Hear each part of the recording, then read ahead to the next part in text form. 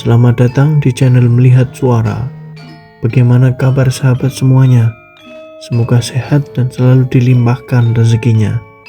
Hari ini kami akan menceritakan kisah di sebuah desa di Jawa Tengah pada era 90-an, yaitu seorang pedagang bahan bangunan bernama Haji Sastro menjalani hidup penuh tekanan ekonomi. Toko kecilnya sepi, hutang menumpuk, dan harapan mulai menipis. Hingga di tengah keputusasaan itu, ia bertemu sosok yang menawarkan jalan pintas menuju kekayaan.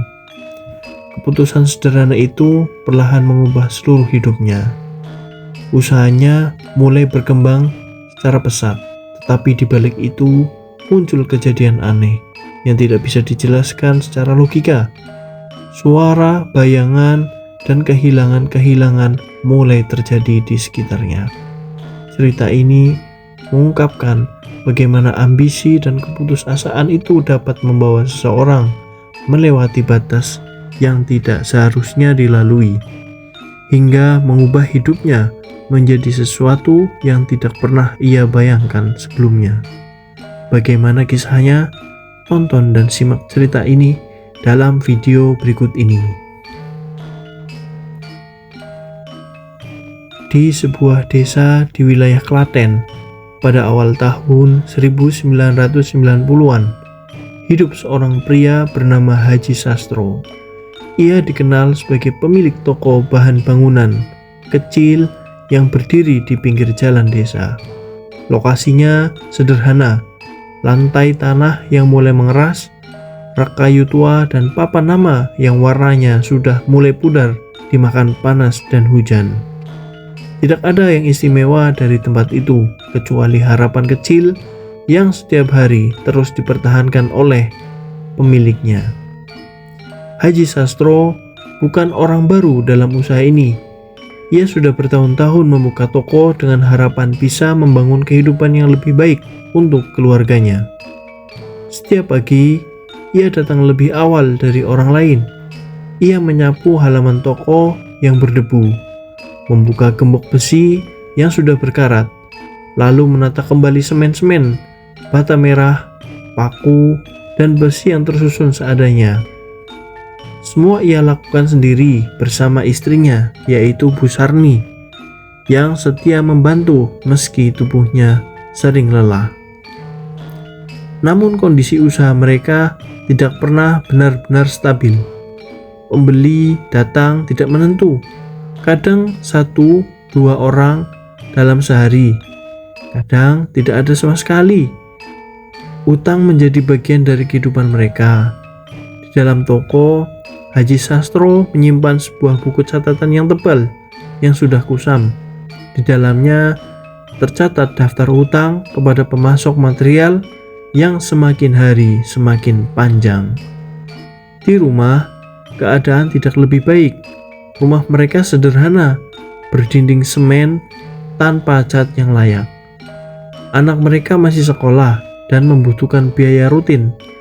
Setiap bulan selalu ada kebutuhan yang harus dipenuhi, mulai dari uang sekolah, kebutuhan dapur, hingga biaya kecil yang sering tidak terduga. Bu Sarni sering duduk diam di malam hari, menghitung sisa uang dengan wajah yang cemas. "Pak, uangnya tinggal sedikit. Besok harus bayar sekolah anak," ujar Bu Sarmi suatu malam dengan suara yang pelan.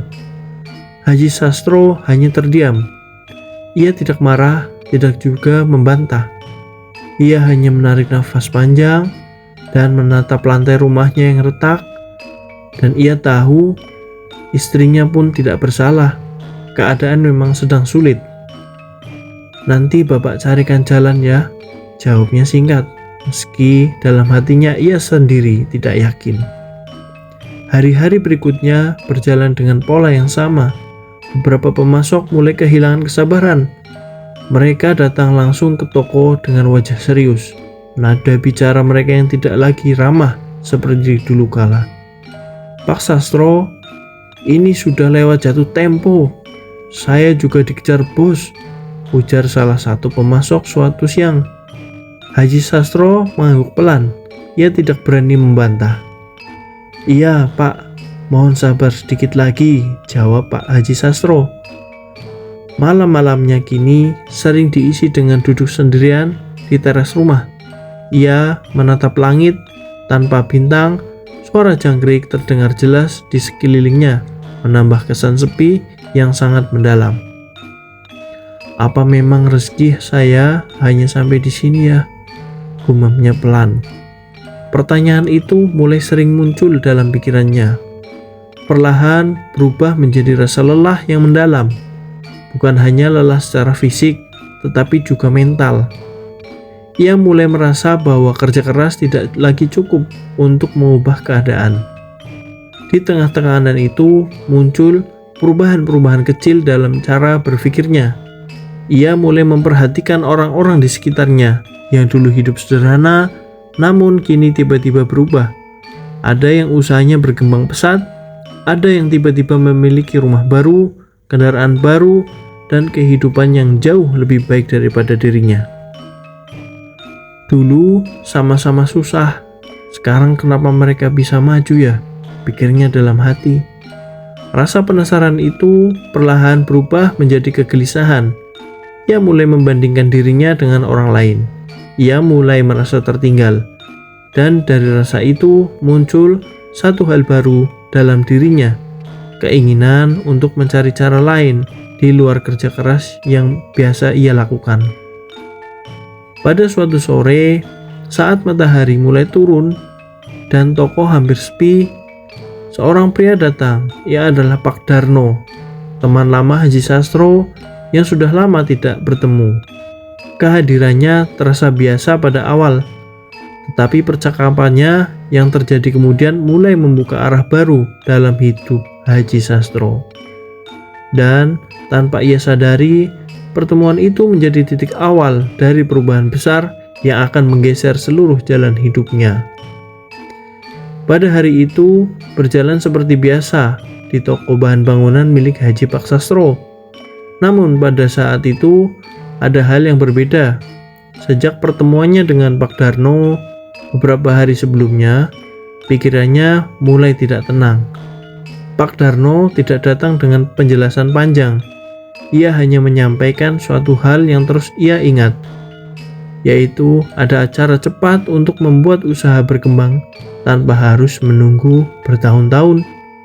Kalimat itu sederhana, tetapi dampaknya sangat besar pada dirinya, terutama bagi seorang yang sedang berada di titik terendah seperti Haji Sastro. Pada awalnya, ia mencoba mengabaikan, namun ia tetap bekerja seperti biasa, tetap menjalani rutinitas, dan berusaha berpikir secara logis. Namun tekanan hidup tidak pernah benar-benar hilang. Hutang tetap ada, pembeli masih sedikit, dan kebutuhan rumah tangga terus berjalan tanpa menunggu keadaan yang membaik. Sampai akhirnya pada suatu sore, Pak Darno kembali datang. Kali ini ia tidak banyak berbicara di tempat terbuka. Ia hanya meminta Haji Sastro mengikuti dirinya untuk membicarakan sesuatu yang penting. Mereka pergi menggunakan sepeda motor tua, melewati jalan desa yang masih berupa tanah dan bebatuan. Semakin jauh dari pemukiman, suasana pun semakin sepi. Haji Sastro mulai merasa tidak nyaman. "Mas, kita mau kemana sebenarnya?" tanyanya dari belakang. "Sudah dekat," jawab Pak Darno secara singkat. Setelah perjalanan cukup lama, mereka berhenti di sebuah area persawahan yang lebih sunyi dari biasanya. Di kejauhan terlihat sebuah gubuk kecil berdiri sendiri. Tidak ada rumah lain di sekitarnya, hanya tanah, air, langit yang mulai gelap. Mereka berjalan mendekati gubuk itu. Semakin dekat, suasana terasa semakin berat. Udara terasa lebih dingin dari seharusnya. Tidak ada suara burung atau serangga, hanya keheningan yang tidak biasa. Di depan gubuk itu sudah berdiri seorang pria tua, tubuhnya kurus, rambutnya putih panjang, dan matanya tajam seperti menilai setiap gerak orang yang akan datang padanya. Dialah Mbah Kartowiryo, Tatapan pertamanya langsung membuat Haji Sastro merasa tidak nyaman, seolah-olah dirinya sedang dibaca dari dalam, bukan hanya dilihat dari luar. Pak Darno menunduk sedikit. "Ini orangnya, Mbah," katanya. Mbah Karto tidak langsung menjawab. Ia hanya mengamati Haji Sastro dari atas sampai bawah dalam waktu yang cukup lama. Setelah itu, ia berbalik dan masuk ke dalam gubuk tanpa banyak kata-kata. "Ayo masuk," ucapnya pelan dari dalam. Di dalam gubuk, suasana jauh lebih aneh. Cahaya hanya berasal dari lampu minyak kecil. Asap kemenyan memenuhi ruangan. Di sudut ruangan terlihat benda-benda yang tidak biasa. Ada kain hitam, wadah kecil berisi air, dan beberapa sesajen yang tersusun rapi, serta dupa. Haji Sastro duduk dengan rasa canggung. Tangan dinginnya, pikirannya tidak tenang. Ia merasa berada di tempat yang tidak seharusnya ia datangi. Mbah Karto duduk di hadapannya. "Kamu mau hidup kamu berubah?" tanyanya langsung tanpa basa-basi. Haji Sastro terdiam sejenak. "Saya cuma ingin usaha saya lancar, Mbah," jawabnya pelan. Mbah Karto tersenyum kecil, tetapi bukan senyum yang menenangkan. "Semua orang ingin seperti itu, tapi tidak semua orang mau membayar harganya." Hening beberapa detik. Haji Sastro menatap lantai. Ia tidak benar-benar memahami maksud perkataan itu, tapi ia bisa merasakan ada sesuatu yang tidak wajar. "Rezeki bisa dibuka," lanjut Mbah Karto, "tapi tidak ada yang gratis." Haji Sastro mulai merasa gelisah. "Apa syaratnya, Mbah?" Mbah Karto tidak langsung menjawab. Ia hanya menatap tajam, lalu berkata pelan, "Ada yang harus kamu relakan nanti, tapi bukan sekarang." Kalimat itu membuat suasana menjadi semakin berat. Haji Sastro tidak mendapatkan penjelasan yang jelas, namun tekanan hidup yang ia rasakan selama ini membuat pikirannya mulai goyah. Pak Darno yang duduk di sampingnya hanya diam, seolah sudah memahami semuanya. "Kalau kamu siap, jalanmu akan berubah," tambah Mbah Karto. Haji Sastro terdiam lama. Dalam pikirannya terjadi pertarungan. Ia tahu ini bukan hal yang biasa, namun ia juga tahu hidupnya saat ini tidak berjalan dengan semestinya. Akhirnya, dengan suara pelan, ia pun mengangguk. "Iya, Mbah, saya ikut." Malam itu, ritual dimulai. Haji Sastro diminta mengikuti beberapa instruksi sederhana, yaitu duduk, diam, dan mengikuti arahan tanpa banyak bertanya. Suasana di dalam gubuk semakin terasa berat. Udara seperti tidak bergerak, lampu minyak bergetar kecil. Setelah semuanya selesai, Mbah Karto menyerahkan sebuah benda kecil yang dibungkus kain hitam. "Tanam ini di dekat tempat usahamu," katanya.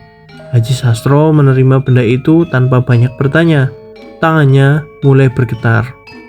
"Mulai besok, lihat sendiri hasilnya," lanjut Mbah Karto. Malam itu, mereka keluar dari gubuk tanpa banyak percakapan. Jalan pulang terasa lebih sunyi dari sebelumnya. Tidak ada kata-kata tambahan dari Pak Darno. Namun, di dalam hati Haji Sastro, ada satu hal yang tidak biasa dan tidak bisa ia abaikan. Ia baru saja melangkah ke sesuatu yang tidak ia pahami sepenuhnya, dan ia sudah tidak bisa mundur lagi. Hari-hari setelah ritual di gubuk Mbah Karto tidak berjalan seperti sebelumnya. Perubahan pada toko bahan bangunan Haji Sastro terjadi sangat cepat, jauh lebih cepat dari yang bisa ia terima. Dalam hitungan hari, suasana toko yang dulu sepi berubah menjadi ramai dan tanpa henti. Banyak orang yang keluar masuk. Pembeli datang dari berbagai desa. Ada yang membeli semen dalam jumlah besar, ada yang memesan batu bata 1 truk, ada juga yang langsung membayar tunai dalam jumlah yang tidak pernah terjadi sebelumnya. Setiap hari selalu ada aktivitas bongkar muat. Suara kendaraan keluar masuk menjadi hal yang biasa. Dalam waktu singkat, ia mulai melunasi sebagian besar hutangnya kepada para pemasok. Pak Darno datang sesekali, Ia tidak banyak bertanya, hanya tersenyum kecil setiap kali melihat perkembangan usaha Haji Sastro. "Kamu lihat sendiri hasilnya," katanya suatu hari. Haji Sastro hanya mengangguk. Ia tidak tahu harus merasa senang atau takut. Di rumah, perubahan juga sangat jelas. Bu Sarni mulai merasa hidup, mereka membaik. Mereka bisa memperbaiki atap rumah, mengganti beberapa perabot, bahkan membeli kebutuhan tanpa harus menghitung terlalu lama. Anak mereka juga tidak lagi kesulitan untuk biaya sekolah. Namun, di balik semua itu, ada sesuatu yang mulai terasa tidak beres. Di gudang toko, beberapa karyawan mulai merasakan hal yang sangat aneh. Suara langkah kaki terdengar saat tidak ada siapa-siapa. Barang sering berpindah posisi tanpa alasan yang jelas. Beberapa orang mengaku merasa diawasi saat bekerja di sore hari. Awalnya Haji Sastro mengabaikan laporan-laporan itu. Mungkin capek saja, jawabnya singkat. Namun kejadian itu semakin terjadi. Suasana gudang terasa berbeda, terutama saat menjelang malam hari. Udara menjadi lebih dingin dari biasanya, dan cahaya lampu sering berkedip-kedip tanpa sebab. Salah satu karyawan bernama Joko mulai menjadi orang yang paling vokal. Ia beberapa kali mencoba menyampaikan hal yang ia lihat dan sangat janggal. "Pak, di gudang itu ada sesuatu yang aneh," katanya suatu sore. Haji Sastro menatapnya datar. "Tidak ada apa-apa, kerja saja yang benar," jawabnya dengan tegas. Joko terdiam, tetapi rasa curiganya tidak hilang. Suatu malam, seorang karyawan lain tidak kembali ke rumah setelah lembur di gudang. Hingga keesokan harinya, ia tidak ditemukan dimanapun. Tidak ada tanda-tanda perkelahian, tidak ada barang yang rusak, dan tidak ada penjelasan yang jelas. Ia hilang begitu saja. Kabar itu mulai membuat suasana pekerja berubah. Beberapa karyawan mulai takut bekerja hingga malam, namun Haji Sastro tetap menenangkan mereka. "Fokus saja pada kerja kalian, jangan pikir macam-macam," katanya. Meski begitu, dalam dirinya mulai muncul rasa tidak nyaman yang sulit dijelaskan. Ia mulai sering terbangun di malam hari. Kadang ia merasa mendengar suara dari arah gudang, seperti seorang memanggil namanya dengan pelan. Namun, setiap kali ia memeriksa, ia tidak pernah melihat ada siapa-siapa. Suatu hari, Joko memutuskan untuk mencari tahu sendiri. Ia menunggu sampai toko sepi dan semua orang pulang. Malam itu, ia masuk ke gudang dengan senter kecil di tangannya. Ia mulai memeriksa sudut demi sudut, mencoba mencari sumber suara yang sering ia dengar. Saat sedang memeriksa tumpukan barang, ia menemukan sesuatu yang aneh di lantai. Ada bagian yang terlihat berbeda, seperti bekas sering dilewati atau digeser. Ia menyingkirkan beberapa karung semen lalu menemukan sebuah pintu kecil yang tertutup rapat. Jantungnya pun langsung berdegup lebih cepat, sangat cepat. Dengan ragu, ia membuka pintu itu. Di baliknya terdapat tangga sempit yang mengarah ke bawah. Joko menahan nafas lalu turun secara perlahan. Di bawah, ia menemukan ruangan kecil yang tidak seharusnya ada di bawah toko. Ruangan itu dipenuhi benda-benda aneh, kain hitam, sesajen, lilin yang sudah habis, dan simbol yang digambar di lantai-lantai. Di tengah ruangan terdapat sebuah benda yang dibungkus oleh kain hitam. Dengan tangan gemetar, Joko membuka sedikit kain itu. Dan sekejap ia mundur, wajahnya pucat, sangat pucat. Tidak ada yang bisa ia percaya dengan apa yang ia lihat saat itu. Belum sempat ia keluar, suara langkah terdengar dari atas tangga. Perlahan, seseorang turun. Cahaya dari atas membuat siluet itu sangat jelas. Itu adalah Haji Sastro. Joko membeku. Jantungnya berdegup kencang. Pak, sudah hampir tidak keluar. Suaranya sangat kecil. Haji Sastro berdiri di bawah tangga menatap Joko tanpa ekspresi. "Apa yang kamu lihat sekarang?" ucapnya pelan. "Adalah harga diri dari semua ini." Joko gemetar. Jantungnya semakin berdegup kencang. "Ini salah, Pak." Namun Haji Sastro menggeleng. Semuanya sudah terjadi, percuma.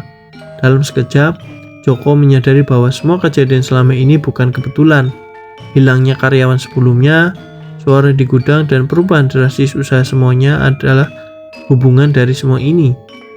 Ia ingin lari, tetapi tubuhnya terasa berat, seolah ada sesuatu yang menahan. Haji Sastro menatapnya lama.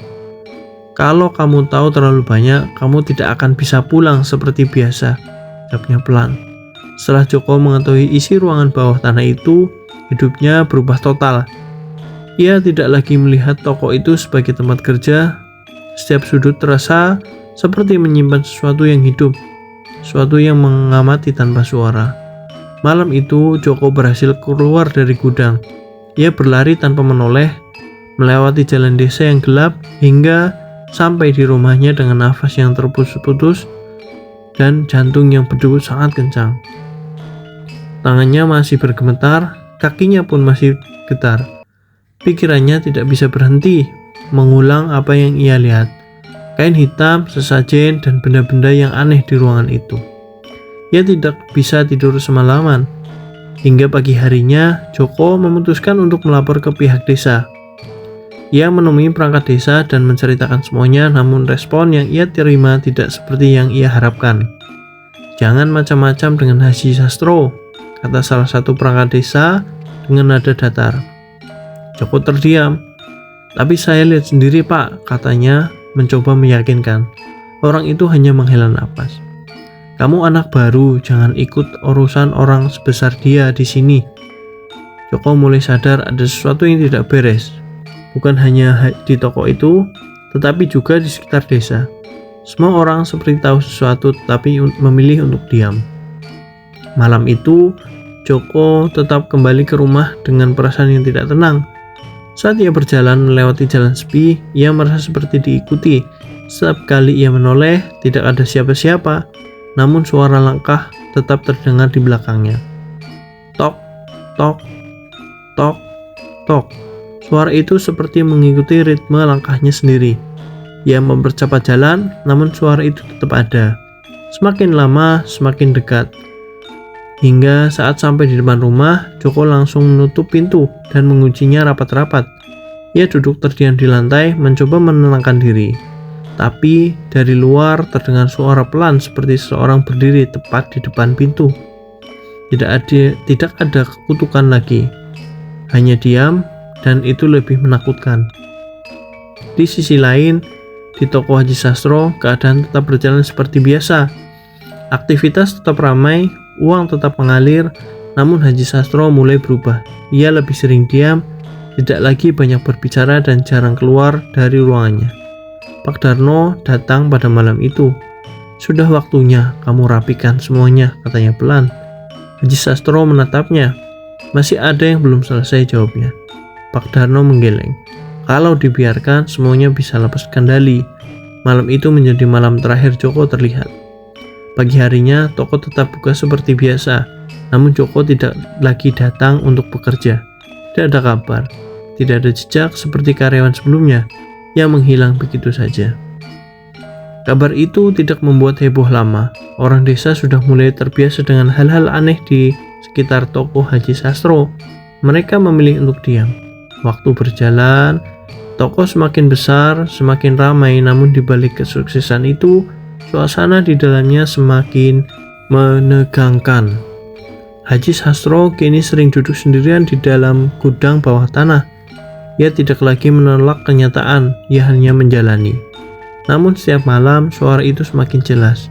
Suara langkah, nafas, dan suara nama-nama yang tidak lagi kembali. Toko itu tetap ramai dan sangat ramai, tetap menghasilkan uang, tapi setiap orang yang bekerja di dalamnya tahu satu hal yang sangat sederhana: tidak semua yang masuk akan keluar, dan kesuksesan yang berdiri di sana tidak lagi milik manusia sepenuhnya.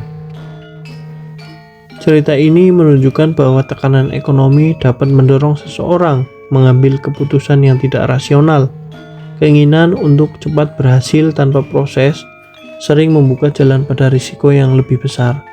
Kesuksesan yang dibangun tanpa prinsip, etika, dan kerja yang jujur akan menghasilkan konsekuensi yang merusak kehidupan jangka panjang. Setiap keputusan selalu memiliki dampak, terutama ketika melibatkan kepercayaan, tanggung jawab, dan nilai kemanusiaan.